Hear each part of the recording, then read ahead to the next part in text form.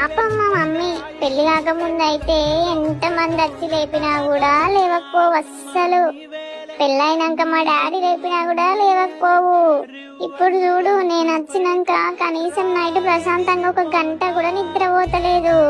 పాపం కదా. ఈ మమ్మీలందరికీ ఒక లైక్ వేసుకోండి. నేను దగ్గినా లేచి చూస్తుంది, నేను గింతంత మెసిలినా కూడా లేచి చూస్తుంది. అవసరమైతే నేను 2-3 గంటలు తెలివితోనున్నా కూడా నాతో తెలివితోనే ఉంటది. ఇట్లాంటి అమ్మాయిలైనా సరే ఇట్లా పిల్లలు పుట్టినాక ఇట్లా చేంజ్ అవ్వాల్సిందే.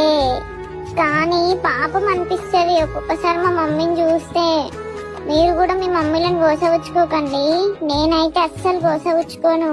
నైట్ అయితే మంచిగా పడుకుంటా. మీరు కూడా అట్లనే వండుకుంటానే.